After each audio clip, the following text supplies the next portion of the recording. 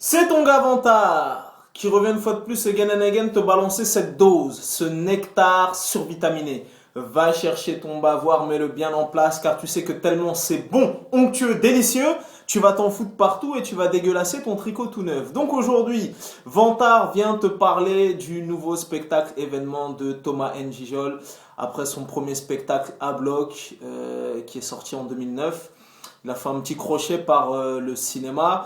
On l'a vu, tu as pu le voir dans Casse Départ, dans Le Crocodile du Bosmonga et dans sa première réalisation en tant que réalisateur Fast Life. Donc entre-temps, voilà, il y a eu le cinéma, entre-temps, il est devenu père, donc voilà, il y a eu un petit flottement, entre guillemets, donc la scène le démangeait, les planches le rappelaient, et il arrive cette année avec un nouveau spectacle qui s'appelle 2, tout simplement. 2, Thomas N'Gijol, le retour, le comeback.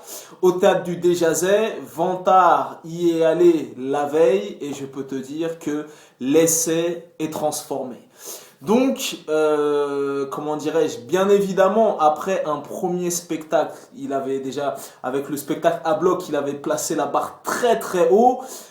Son premier spectacle est légendaire, il est disponible sur YouTube, on l'a vu, revu, moi j'avais été le voir et par la suite je l'ai revu sur YouTube et compagnie, donc déjà son premier spectacle était déjà un méga classique, un standard, tu vois ce que je veux dire, donc les gens l'attendaient au tournant, tu vois, c'est-à-dire qu'on était tous derrière le tournant, on l'attendait pour lui faire un guet-apens et voilà, et à l'arrivée il a transformé l'essai.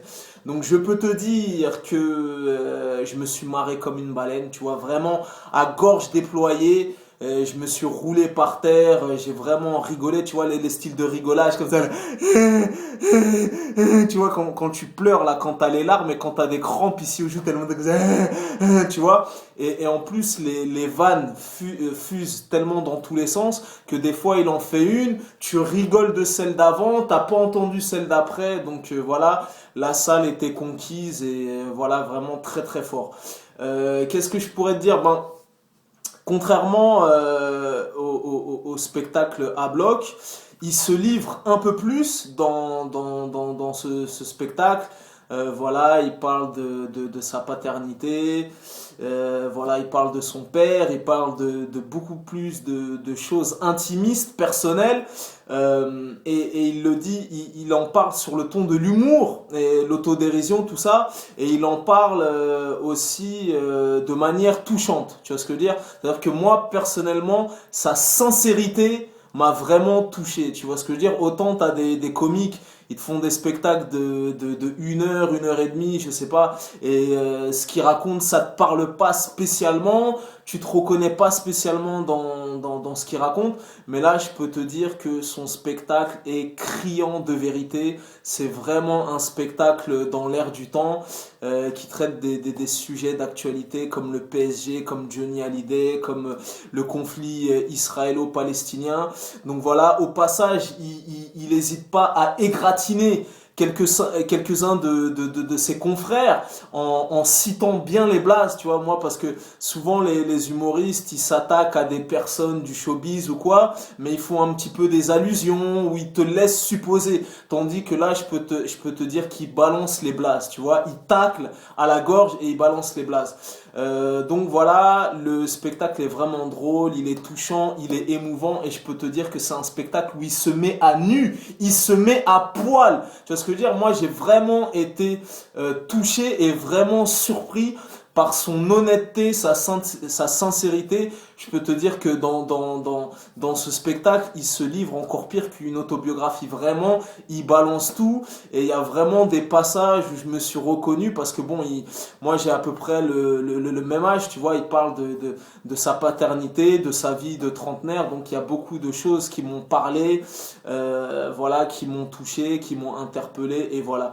Et à l'arrivée, je peux te dire qu'à quelques minutes près, hein, après je sais pas si ça va être tous les jours comme ça, le spectacle a duré pas loin de 2 heures, tu vois ce que je veux dire?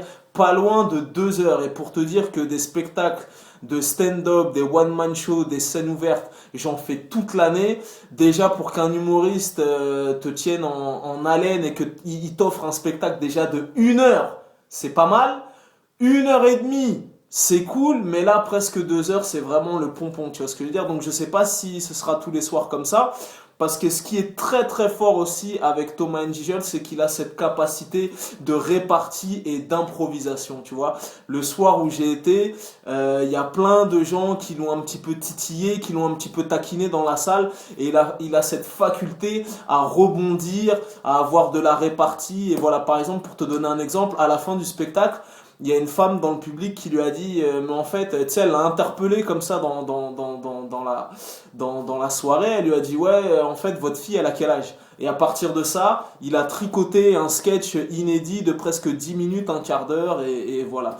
Donc, grosse faculté de répartie, de rebondir sur des trucs, tout ça et tout. Donc voilà, à l'arrivée, ça te donne un bon spectacle, drôle, touchant, émouvant. Moi, je t'ai dit, ça a duré presque 2 heures. Je peux te dire que j'en ai eu pour mon oseille, tu vois, vraiment, j'ai rigolé, mais des vrais rires, tu vois, des vrais rires francs à gorge déployée, tu vois.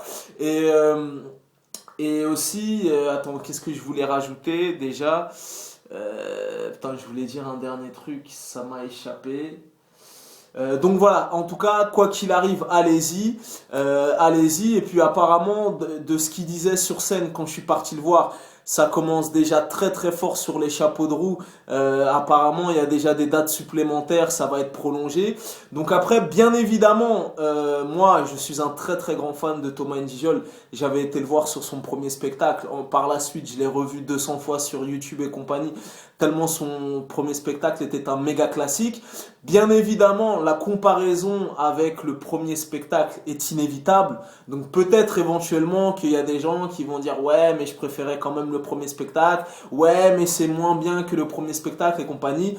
Moi la conclusion que j'en tire c'est que Thomas Njijol est un des humoristes les plus talentueux de sa génération. Voilà, point barre, point majuscule, point virgule, point à la ligne. Moi, je t'ai dit, j'en fais énormément de spectacles, des scènes ouvertes, des spectacles de stand-up et compagnie. Je vais souvent découvrir des gens. Tu vois, des fois, t'as des plateaux d'artistes où ils passent tous 10 minutes, 15 minutes.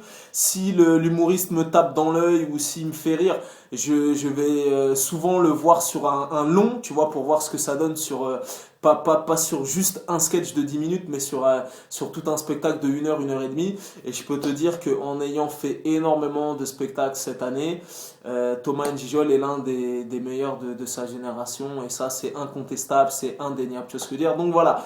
En tout cas, moi, je vous encourage à aller le voir. Vous en aurez pour votre oseille. C'est vraiment drôle, c'est vraiment touchant, c'est trash, c'est cru, c'est politiquement incorrect, je te jure, il va super loin et c'est vraiment un spectacle où il se fout à poil, il se met à nu, il te parle de sa vie, de sa paternité, de ses angoisses, tout ça et tout. Donc voilà, un très bon spectacle, un très bon comeback, on l'attendait depuis 2009.